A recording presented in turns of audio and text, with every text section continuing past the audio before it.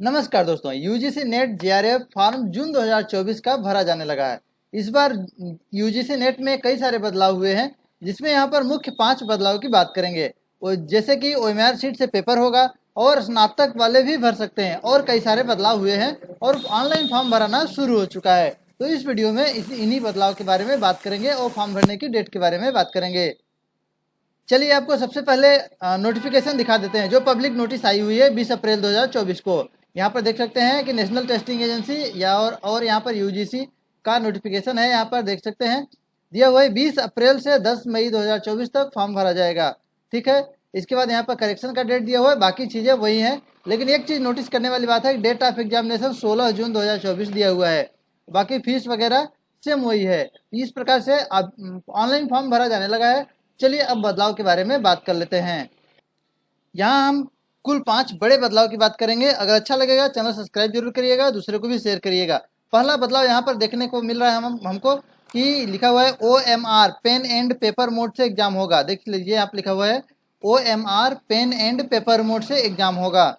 यहाँ पर देख सकते हैं नोटिफिकेशन में भी लिखा हुआ है कि यह पेपर जो है OMR बेस्ड मोड पर होगा, यानी पूरे टाइम शेड्यूल के अनुसार OMR। यहाँ पर मोड ऑफ एग्जामिनेशन लिखा हुआ है, देख सकते हैं।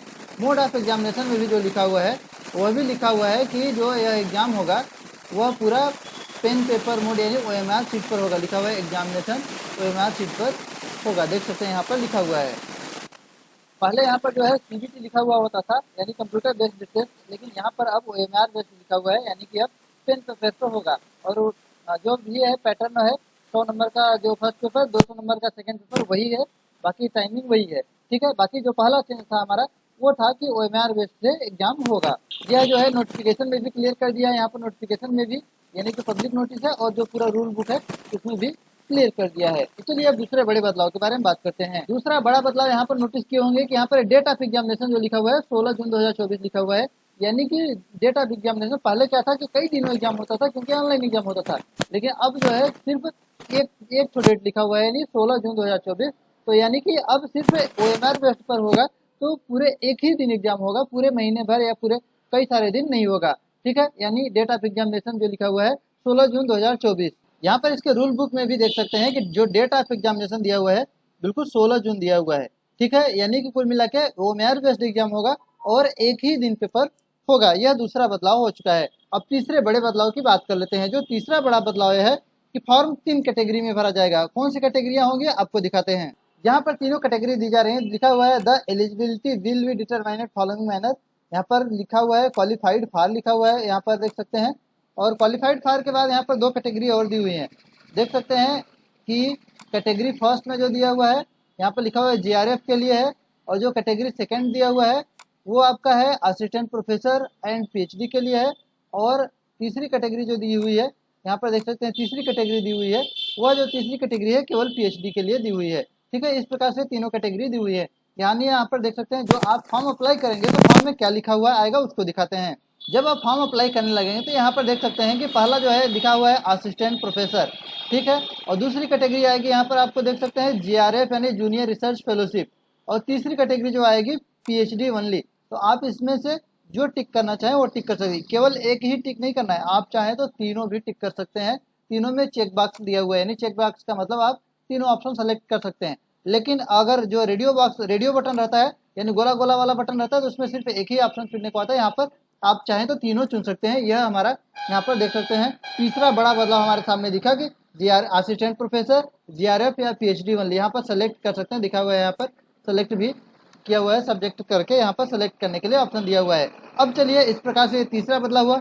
अगले बड़े बदलाव के बारे में बात करते हैं।